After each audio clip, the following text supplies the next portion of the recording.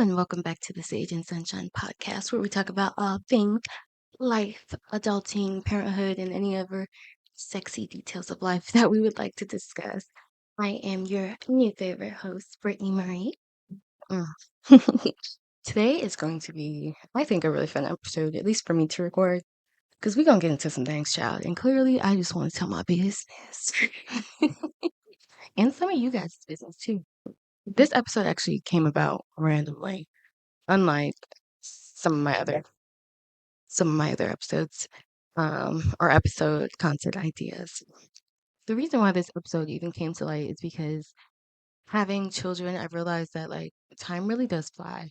And to see a human being develop and grow in front of your eyes, you just really kind of realize like how fast the day by day actually goes, how time really freaking flies. And I feel like it goes extra, extra, extra when you have a child. Um, I'm like, how did my child get so big? He was so tiny. My baby was so tiny. Oh my gosh. My baby was born 4 pounds, 9.7 ounces. Why is he this big right now? I'm like forever grateful. I really am. Oh, it's amazing to see him thrive, but it's just like, oh my gosh. Where did you go? Where did the time go?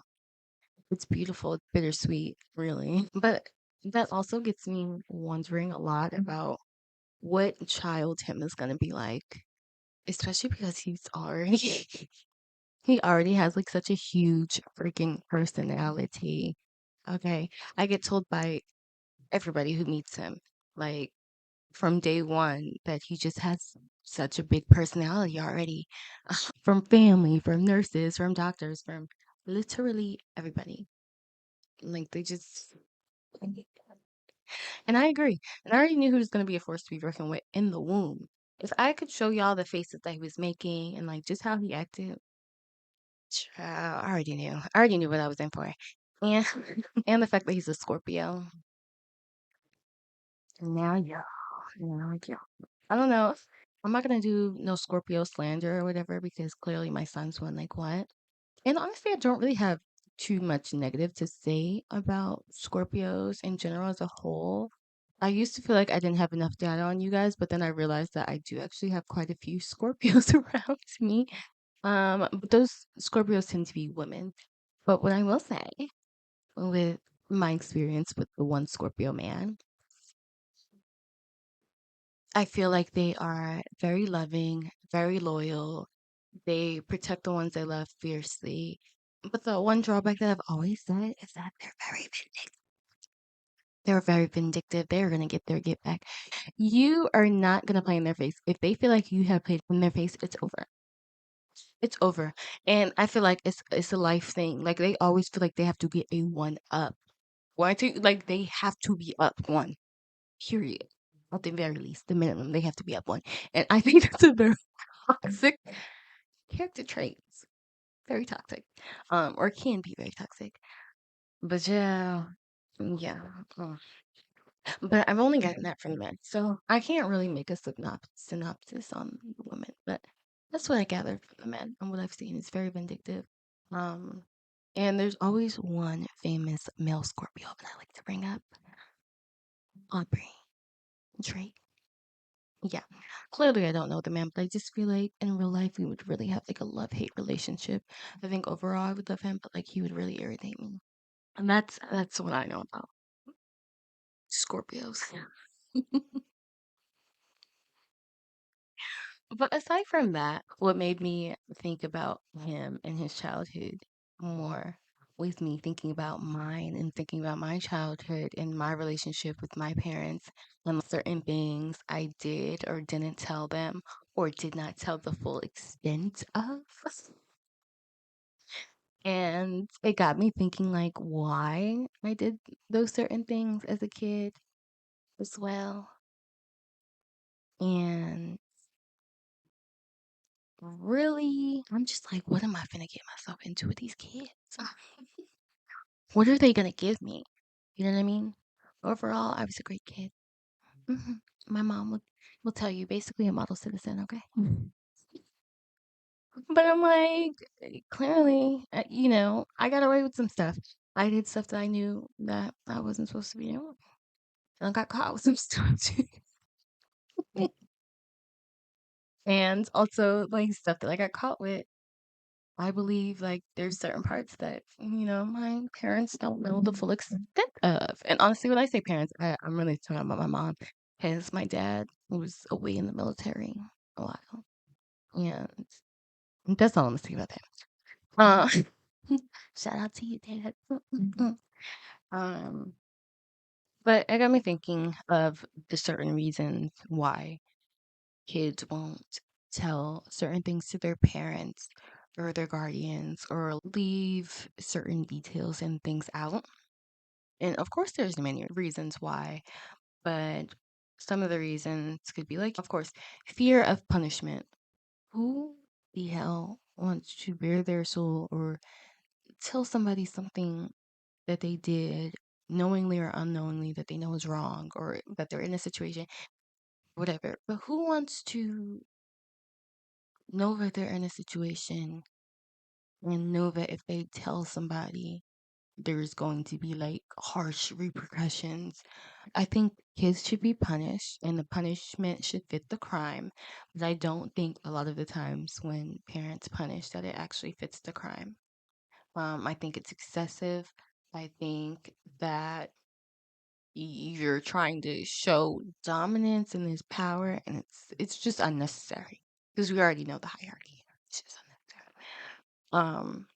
Embarrassment or shame, or it's desire for independence, because as we get older, it's kind of like we're definitely looking for our independence and kind of want to separate certain things from our parents and just more in tune with like our privacy and just things like that. We're trying to separate ourselves from our parents and become one.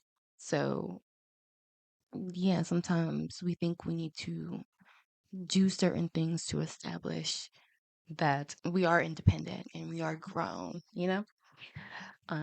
Protecting others, of course. And, sometimes they just want to test boundaries because why not? They're kids. They're learning. Their frontal lobe is not fully developed. What do you expect? They just got here.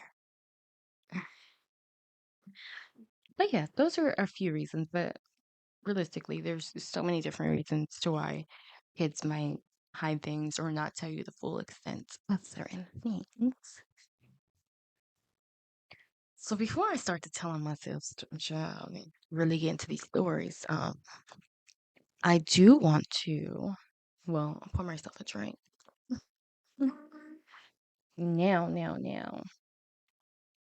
Today we have Mike's Hard Lemonade and I was about to say in the shade, child. And the flavor, hard mango. Yeah, this is actually really delicious. I really like this. I really like this a lot. Anyways, moving on. It's really good. And I'm gonna be extra yes and put it in my glass.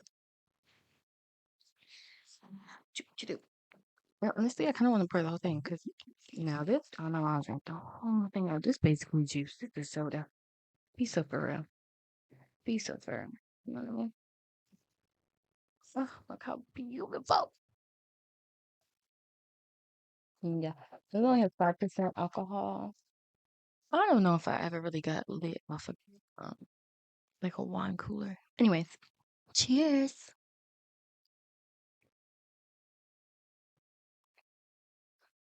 Delicious. Okay. Hmm. So I did get some audience submissions to tell some of you guys untold childhood stories, weird, funny, crazy, educational, whatever. I also did grab some things from Reddit. And of course, like I said, I'm spilling my own tea, child. Never drink for that. And honestly, these little mini story times, I don't think I'm gonna change the name because, quite honestly, I really don't care. I really don't care. I don't know. Everything that I said is true, so it's nothing crazy. Um, but yeah, so I feel crazy a little bit for telling these stories, but then I'm like, give yourself grace. You were a child. Your frontal lobe was not developed. You're okay. And I've heard worse, child. But anyways, the following stories that I'm about to tell will be about one boy. One boy whose name is Darren. He was definitely like my childhood crush for like a while, or for like different parts of my childhood. You could not tell me, you could not tell me that that was my man when it wasn't my man. Like, I thought me and Darren were gonna be together for like, I just felt like that was my soulmate. And then, like, girl, hang it up. But I just thought we was gonna be together forever. But that theory ended in my childhood too, though. I'm glad that it did not surpass anything else. But in my childhood, like, there were definitely moments. But once I got like 16, 17, it was just kind of like, you really ain't shit because you did something low down dirty stuff. So you really ain't shit. But I'm not done messing with you, so I'm gonna let you ride. But when I'm done messing with you, I'm not messing with you, and that's just it. That was literally my mindset. I'll never forget that day. So one night I was at my best friend's house at the time, and this is like so stupid. The start of the story, but but I was at my friend's house, and it was like the middle of the night. Like, I swear it was like 12, 1, 2. Like, it was it was the middle of the night. Like, I this was like I had gone to sleep. Or did I even go to sleep and wake up? Like, that's how I feel. Like, it was late. Like, it was late. But I had been on Facebook Messenger talking back and forth with Darren, and I just wanted to leave. I just wanted to leave and go see him. Okay. So I remember packing up my stuff, and I swear this was like before Uber and stuff. Like, there was no motherfucking Uber and stuff, I don't think. But I packed up my stuff, and I remember just telling, I don't know if I woke up my best friend and told her something, or I just sent her a text. But I made up some lie and I left, and I was on my way. And when I say I left and I was on my way, I was walking. I was walking the streets to go see this young boy.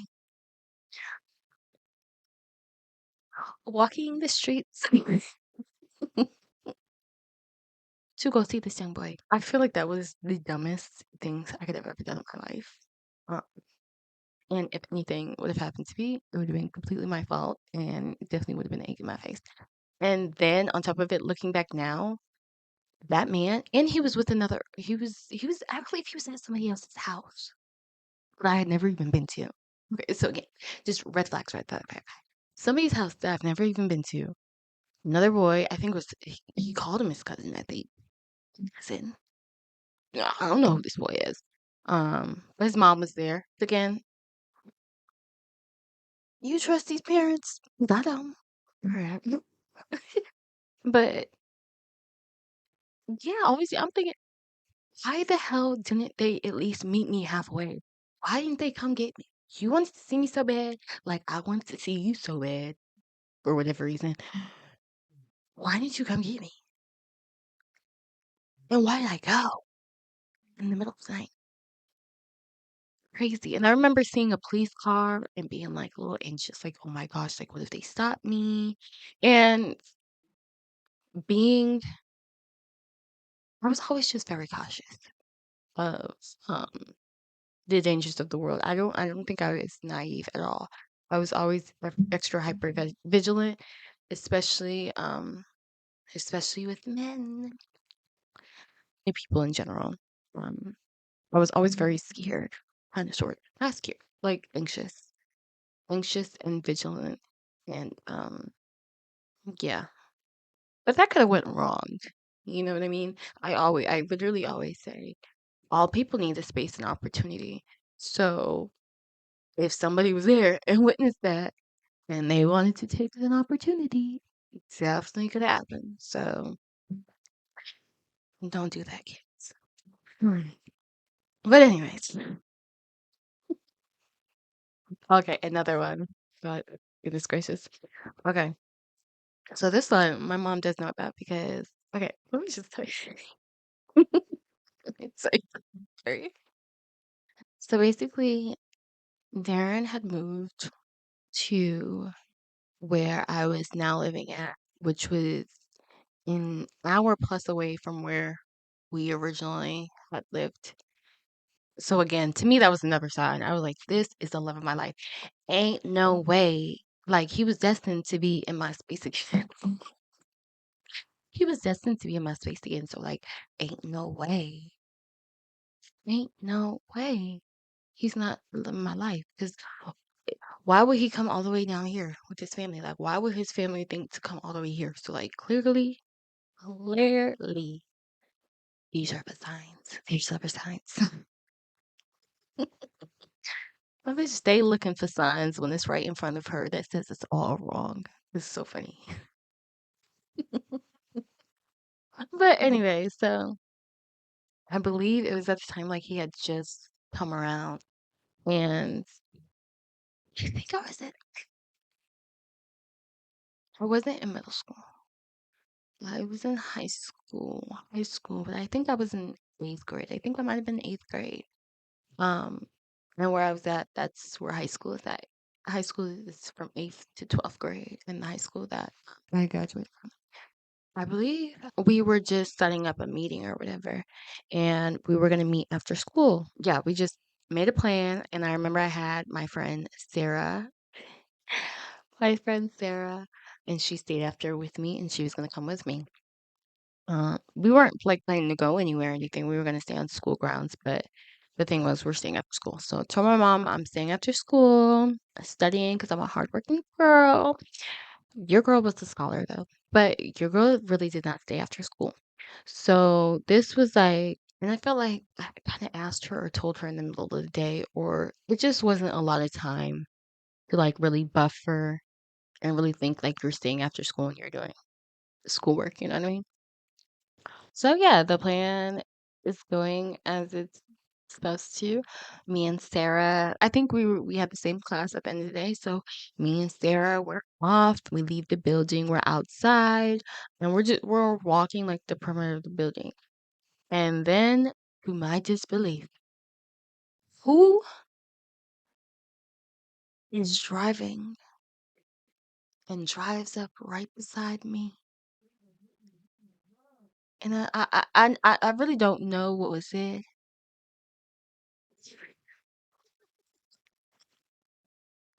I have no idea what was said, but I know she must have asked me to get my ass in my fucking car and asked why I wasn't in the side of the building. And I'm pretty sure I was still trying to lie.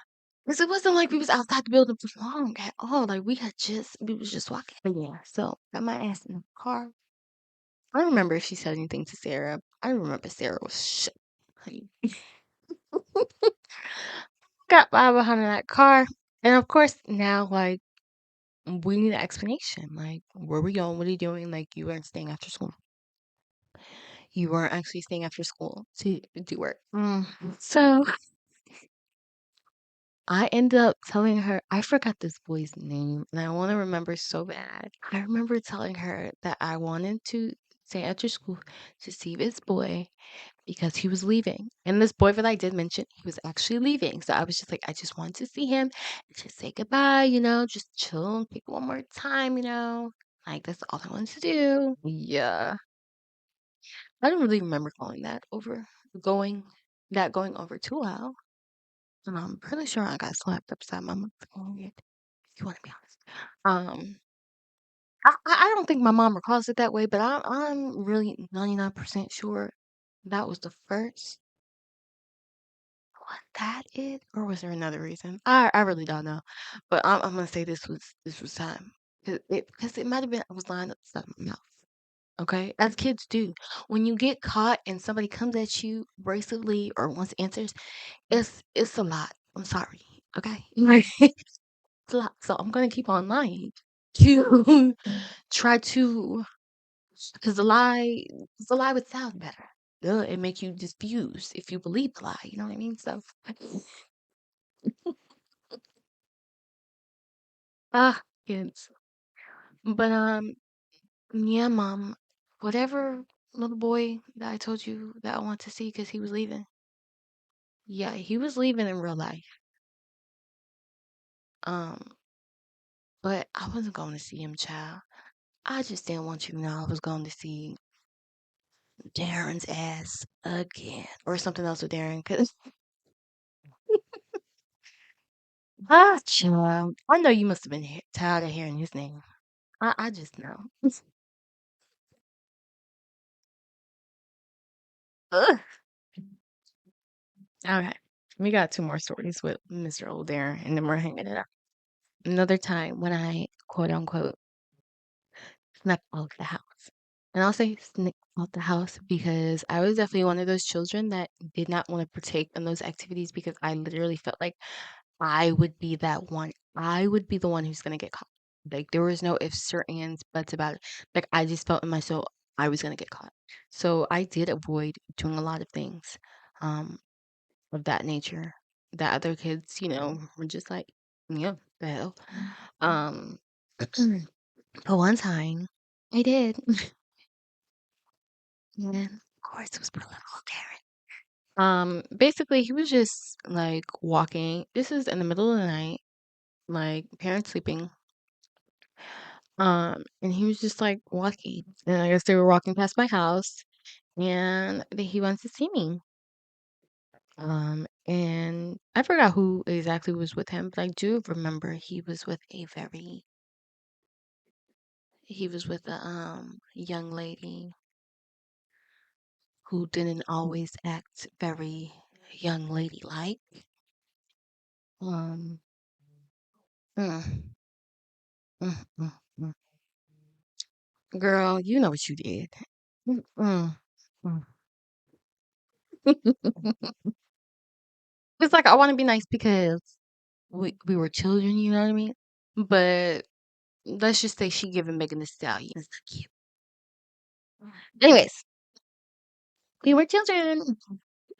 But anyways, yeah, I remember going outside and yeah, literally I just hugged him.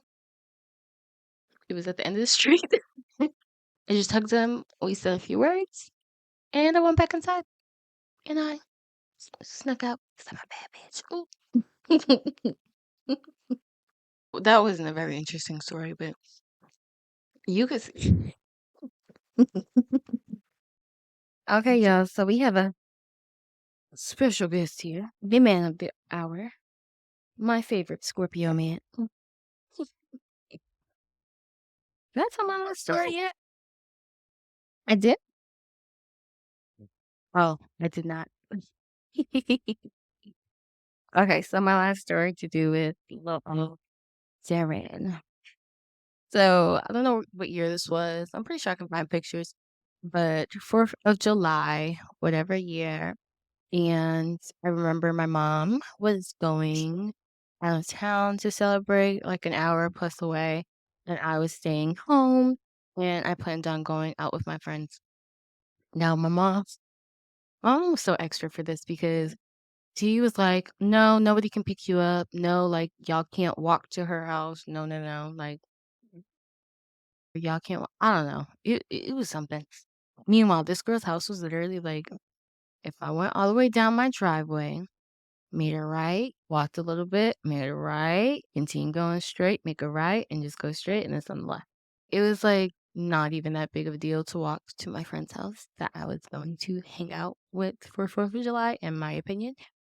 And then I don't think she wanted to take me there either. So we were just like, I don't know. I don't know why I had to stay there. Or maybe I just don't remember all the details. But what I do remember is that my mother was like, they need to come get you, basically. And you're gonna stay in the house. And when they get there, you call me. And she said that she was gonna have me play a movie or something, play a certain movie that's at our house. But what she ended up doing, to make sure that I was actually in that, but what she ended up doing is told me to turn on the bathroom fan in our house. and that's how she knew I was still home, and then I was okay to go out for the night. Went out or whatever. I really don't remember initially. I just remember getting to the beach. The person's house that I was going to was that not so very nice young lady from the last story. We used to be like besties, like in a well, I wouldn't even say that me and her specifically were besties, but we were in like a Three Musketeers type group. So we clearly had a decent relationship at the time. So I was going to her house and I remember we went to the beach. I remember little boys that shouldn't have been talking to me trying to talk to me. And I think it was like drizzled a little bit. Like the fireworks were just not giving that year. You know what I mean? So we kind of got over the beach fast. It was fireworks. So we went, we left and we went to like a park. It was literally, I think it was a part of like, not a YMCA, but like one of those centers. I don't know what to call it right now. Goodness gracious, I haven't been there so long.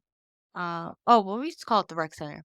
So I think that's what we used to call it. Um, yes, at the rec center, on the side of it was like a park, and we ended up just chilling there. We were chilling there, just talking, and there was so many of us.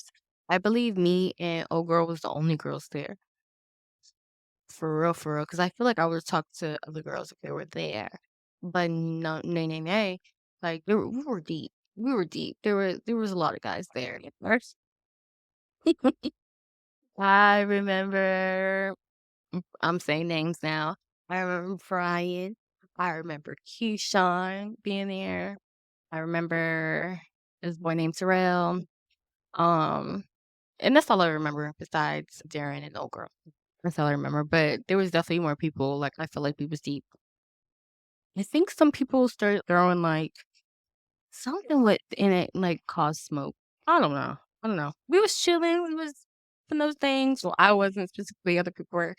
We was chilling, vibing, like, I remember just literally sitting there talking to somebody, and then all of a sudden, I just see people start running. You know when black people run? What do you do? So, in a millisecond, I see people running, Darren being one of them. I see people running, and then I see a police car, and it's driving up on the grass. Flash, it's like I'm like, well, I'm not like that. I'm moving, I'm running. But in my head, I'm like, bro, what? So, so we're running across the fields and literally into some woods. And if anybody knows me and my sense of direction, it's completely hard. And because I've had, I feel like a more sheltered life, whereas like I couldn't just walk the streets and just be outside and just walk to where I wanted to go. Directions wise, like I don't know where I'm going, child. So, like I said, Darren took off. Okay? Let me forget. Let me forget. I'll never forget that. I'll never forget that. But he took off, and of course, me and old girl took off, and I remember like we're going through the woods, and I know for a fact this was crazy because okay, but I know for a fact that Keyshawn was with us because that was the day that like I felt like from that day forward, I don't think I really knew Keyshawn up until that point. But that day, that was the day I was like, okay, like, I fuck with you. Like, I fuck with you. I respect you. Thank you. Because he definitely helped us navigate out of that. And he didn't need to. Like, it's Darren was nowhere to be found. Like, he left me for dead. But there's nigga that I don't know was helping me and Shorty out. So, or didn't know like that. So I was like, you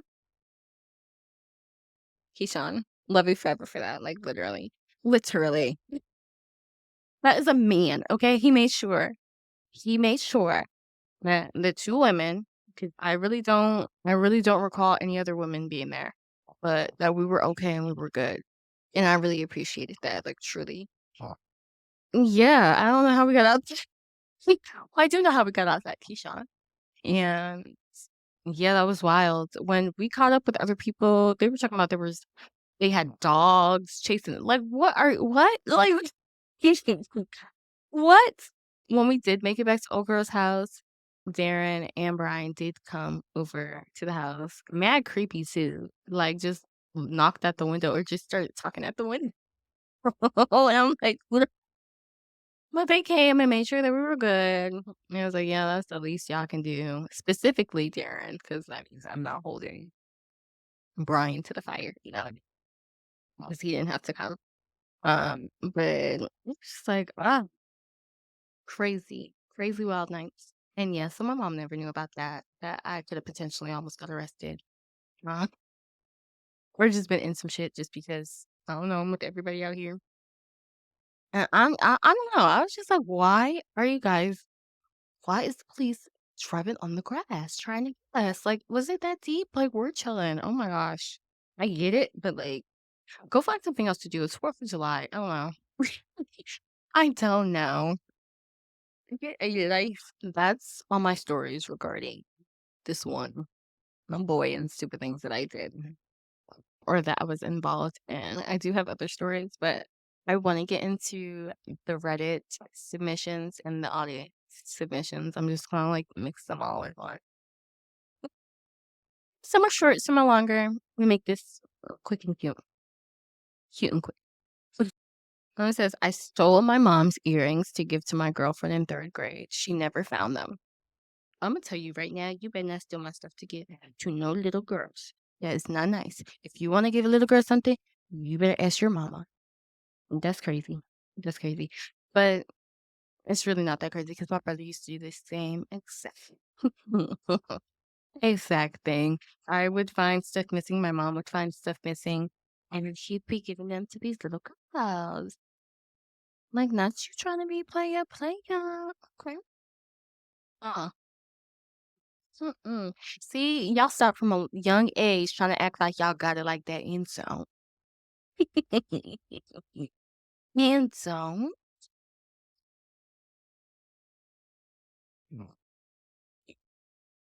Right? I don't know what was going on with jewelry, but here's another submission. My grandmother had a collection of fairly expensive rings, and when she died, she left one to every woman in the family. When I was 13 and told not to wear mine out of the house because it was a bit loose on me, I did, and I lost it within a month for death. Every now and then, my mom asks about it, and I'm just like, yeah, it's in a box in one of the drawers. I don't wear it because I don't want to lose it. That's something that I would probably never tell my parents either. I don't think it does any good for anybody. I think you feel the shame already. And of course, like we said in the beginning, shame is one of the reasons. Shame, embarrassment, guilt is one of the reasons. Like, of course, we're not going to divulge certain things. I'd probably take that to the grave too. But your grandmother knows your heart. So you're a child. They probably should have just held it and kept it for you until you were of age. But hey. Oh my gosh. I used to call out sick for school with my friends, and we all pretended to be each other's dads, hung out at the mall, and if anyone asked, we were online class students. I'm like, how good would this work today? Are you kidding me? And it's so funny. Well, it's not so funny. I've never skipped school. I skipped class, but I haven't. I've never skipped school. And honestly, I wish I did. I had plenty of opportunities to, but again, I think I just didn't want to get caught. Huh. I just didn't want to get caught. Yeah, like I said, I just always felt like I was going to be the one to get caught doing something, and that didn't sit well with me. Yeah. But yeah, I never skipped school, even though I had many opportunities to, and honestly, I wish that I did. But like I said, I always just felt like I was going to be the one to get caught, so I wasn't risking it. So here's another one. I never told them that the month I was living a month in Spain was actually spent in jail. I had friends to post fake Instagram pictures for me too.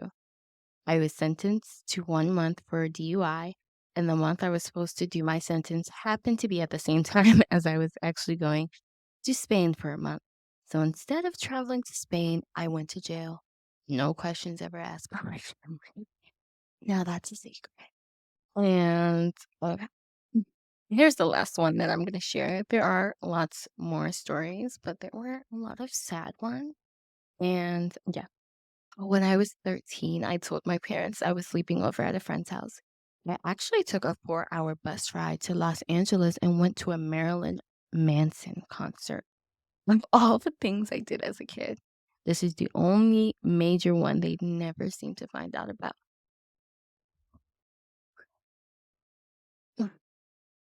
When I read that, like my jaw dropped.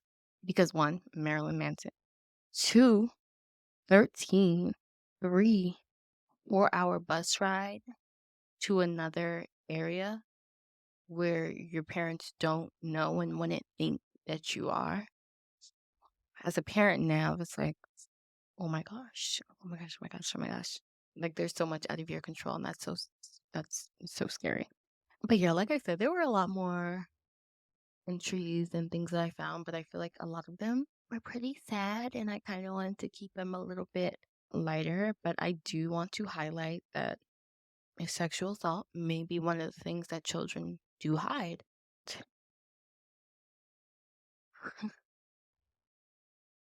Fun. Yes, I do want to highlight though that sexual assault is something that children may hide, um, and they do quite often.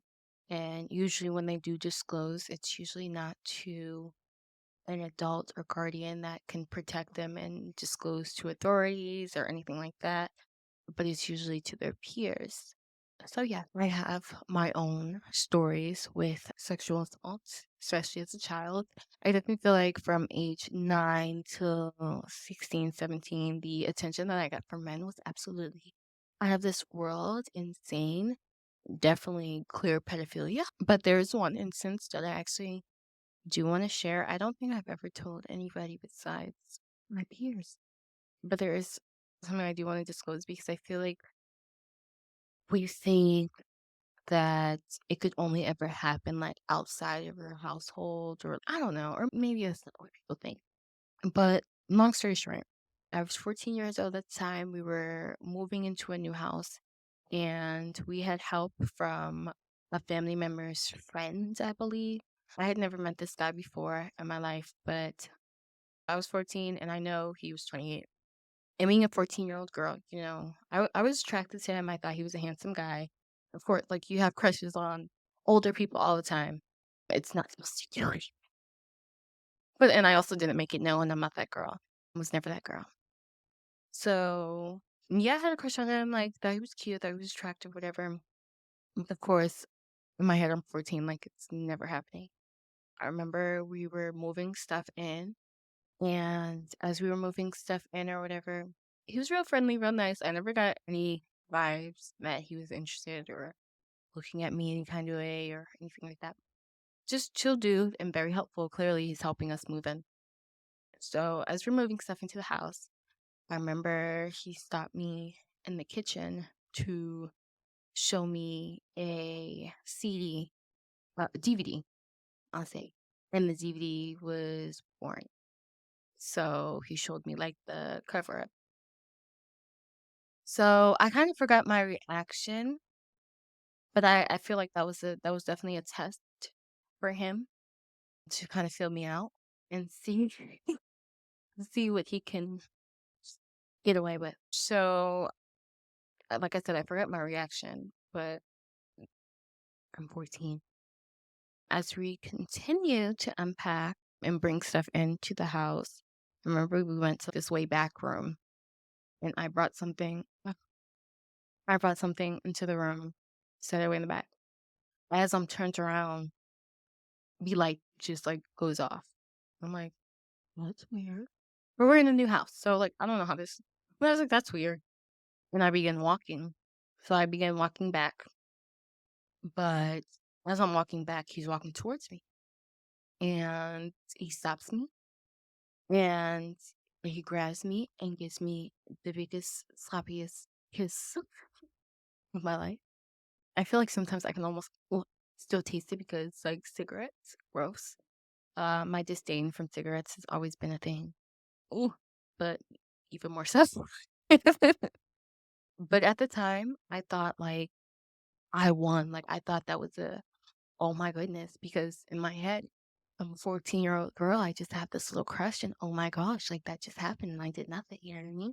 But looking back, reflecting, and also now reflecting as a parent, it's a completely different thing. That was absolutely insane. That man was exactly twice my age, and who would have thought that in the house that quick, like something like that would happen when we're moving stuff in and when everybody's around. And people tend to think, oh, just because you're around, that sexual assault and things like that will not happen to your child. I tell people, and I say it all the time, all people need is space and opportunity. If you are not right there, anything can happen. If somebody's isolated with your child, anything can happen. So, yeah, I also feel like we need to do a better job as parents thinking that kids can just go off together alone and just do whatever because they're kids and they can entertain each other and just be by themselves, basically with no supervision. And I absolutely do not stand by that at all. Do you know? I don't even think that many people are aware that more than 70% of children who are sexually abused are abused by a peer. More than 70%. And I can also attest to that as a child. I remember being on buses, being sexually assaulted by little boys. I remember little boys pulling down their pants, trying to chase me and put their genitals on me. I remember little boys figuring out where I live and showing up to my house. Many different instances. I remember, aside from sexual assault, being assaulted in a classroom because the teacher went to an adjoining classroom. It didn't even step outside the classroom, was in the doorway, okay, of the adjoining classroom, and I got slapped. And I'll slap that bitch back, but I got slapped. So it's just like anything can happen. But if your eyes are not where they need to be, anything can happen. And just because it's children, you don't know what these children are exposed to, what these children are dealing with, what these children are thinking, with these children's mental anything. You don't know. So, and the statistic that more than 70% of children who are sexually abused by a peer, I got that from this company, Darkness to Light. And Darkness to Light is I think they're a nonprofit. I really don't want to misspeak. I'm gonna assume they're a nonprofit, but anyways, it says Darkness to Light empowers adults to prevent, recognize, and react responsibly to child sexual abuse through awareness, education, and stigma reduction. So I believe what they're doing is beautiful, amazing, it's needed. And they have so much information. They have educational resources and classes you can take. They list certain behaviors that may like raise alarms or that are known to be associated with more of a risk to having child sexual assault occur. So like things like does activities alone with the child that excludes other adults. You have an enhanced risk, at least 2 to 3 times more likely to occur in cases of child sexual abuse or assault. Oh, wow. I did not know that. Okay, so let me just read some of it. Moderate risk, at least 3 to 7 times more likely to occur in cases of child sexual assault or abuse. Things like uses inappropriate sexual language or tells dirty jokes around the child, provides the child with drugs or alcohol. I've seen a lot of, and see, ooh, I've seen a lot of parents be like, well, yeah, I'm gonna give them this and that because I would rather them get it from me. I think that's toxic behavior.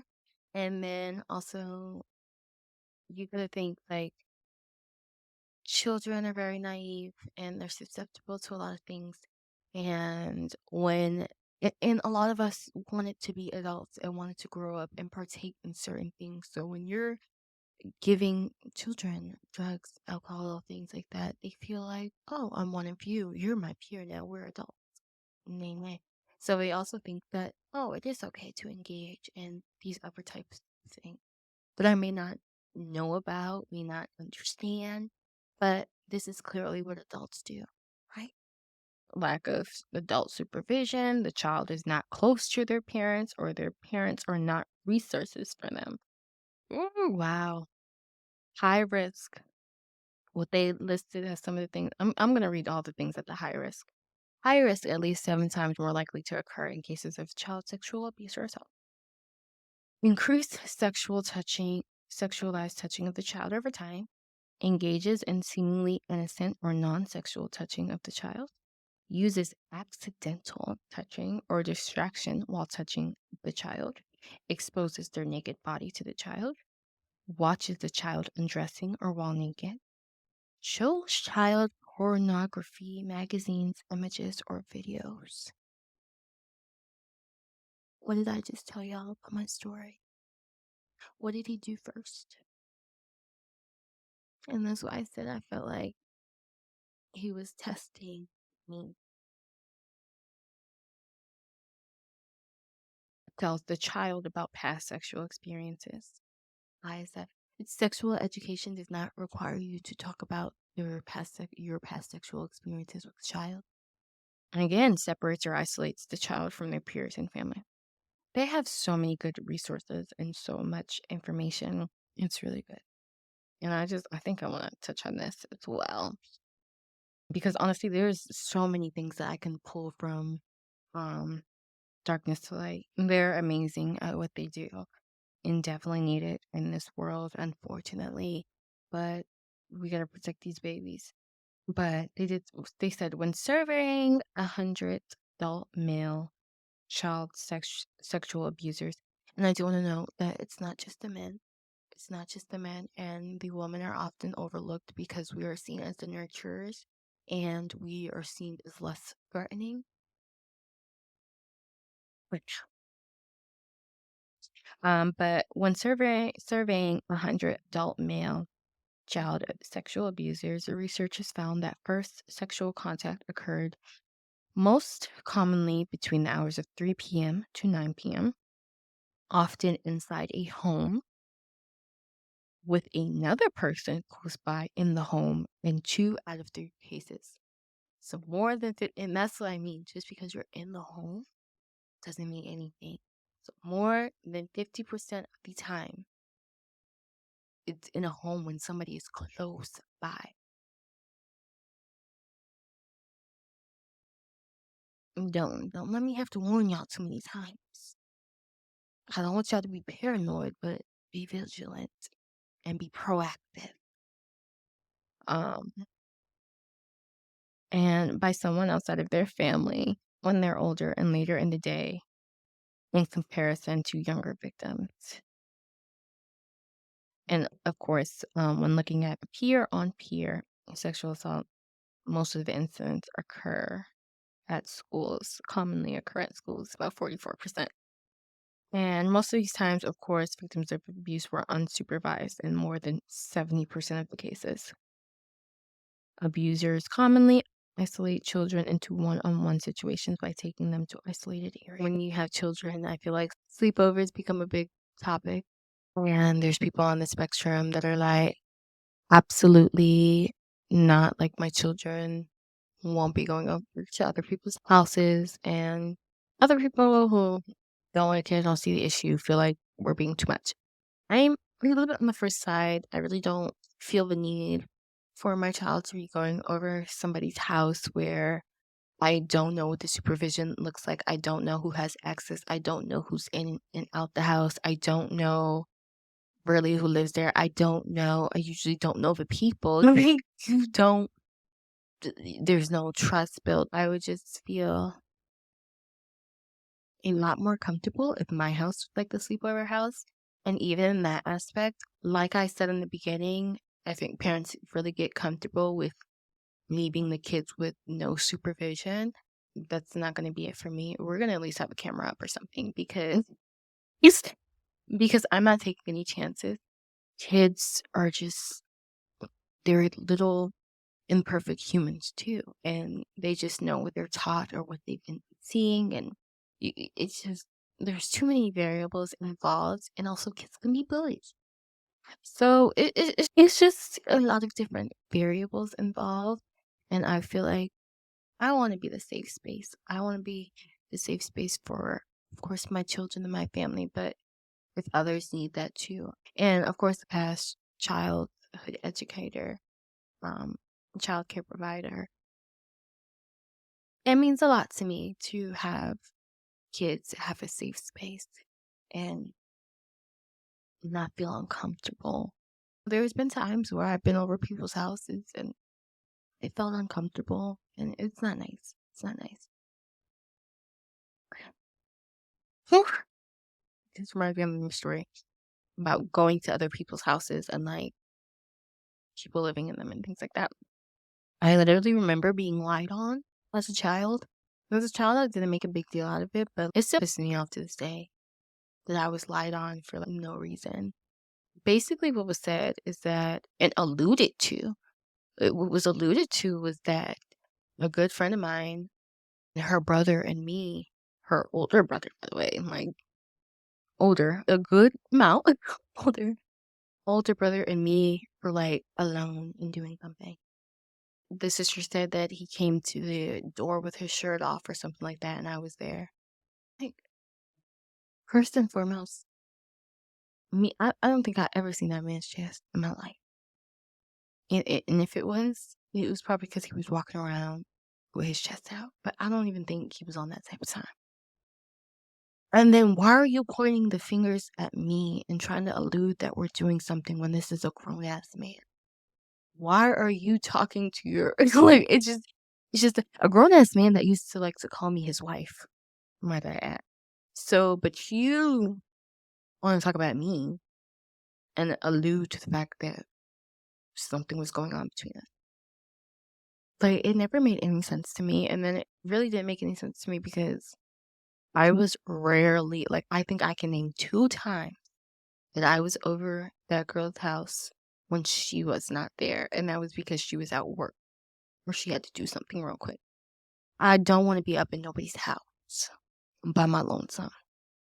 Like, it just didn't make sense. And I just didn't understand. And it was like, as a grown ass woman yourself, I really don't even know why you're discussing this with your little sister and trying to make it anything. When again, this is a grown ass man. So if you thought that we had something going on, that's a problem, right? So and it's a grown ass man again that likes to call me his wife. Like, be so fucking for real. Stop playing with me.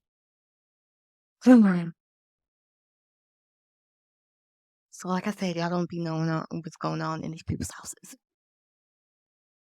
But that's why I think it's important to always remember that children are curious as hell. Curious and curious, George. We are nosy. We be in your shit.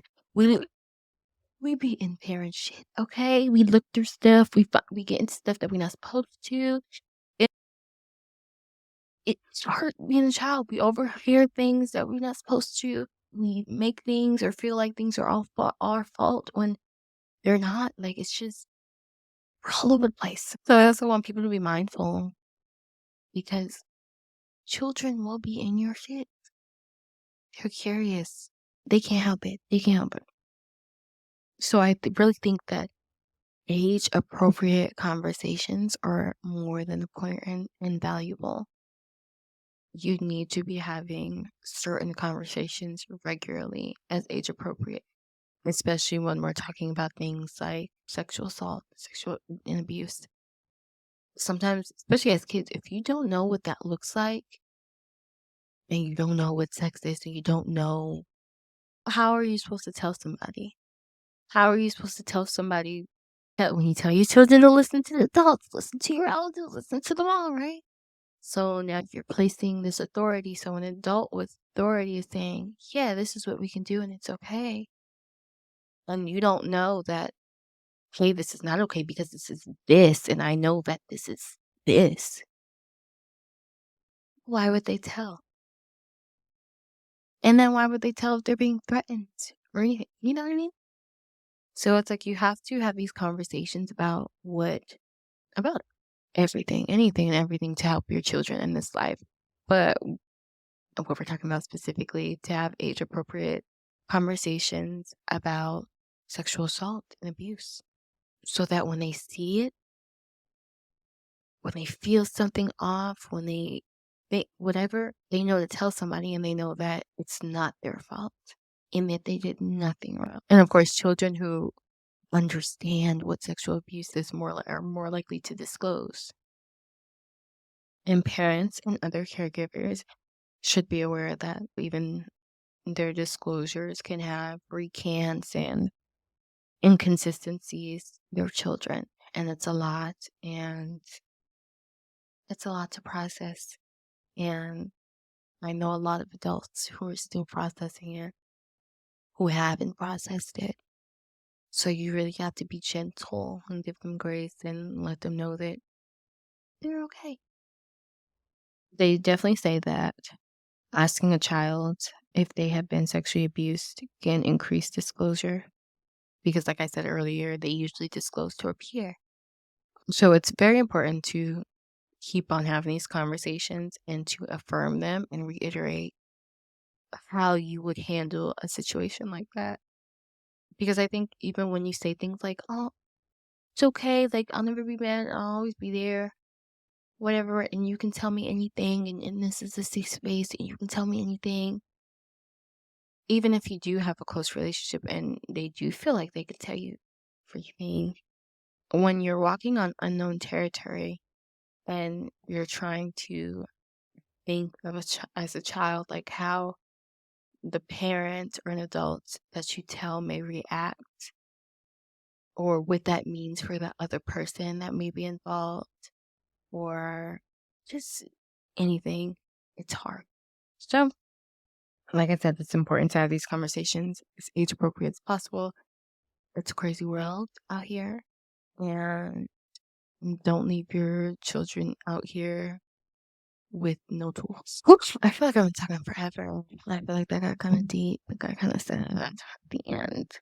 But it's a sad reality that we face, and it is what it is. I mean, if this conversation makes you uncomfortable, it makes me uncomfortable that we live in a world where this continues to go on and it's swept under the rug. So it happens too much. Go ahead, Nelson Mandela. There can be no keener revelation of a society's soul than the way in which it treats its children. And I couldn't agree more. I could not agree more. Think about how you're treating the future, how you're treating the children, how you're raising them, and how you want them to show up in the world. You know this world is already going to shit. Don't make it worse. Okay. But if you guys would like to send some more, maybe funnier and lighter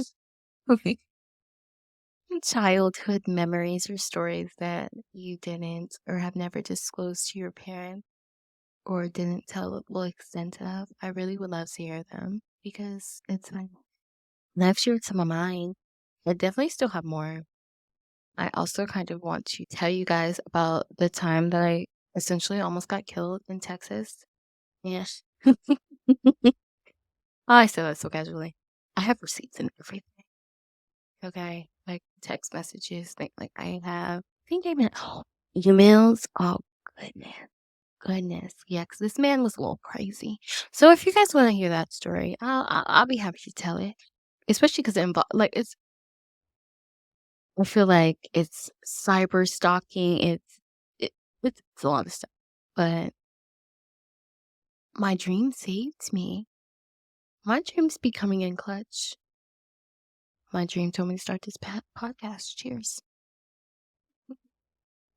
But all right, y'all. Let me know what you want to see, or if you want to see that Texas video, because why not? And let me know if you want to have another video with me just kind of going over audience submissions and funny childhood stories and things like that, because we can definitely do that. So we can kiki a little bit more. But it seems like the sun has officially set on this episode of Sage and Sunshine.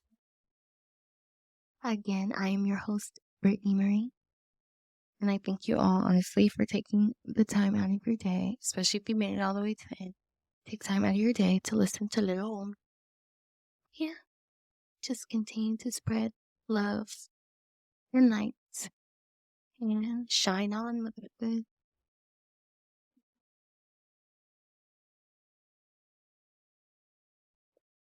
Signing off.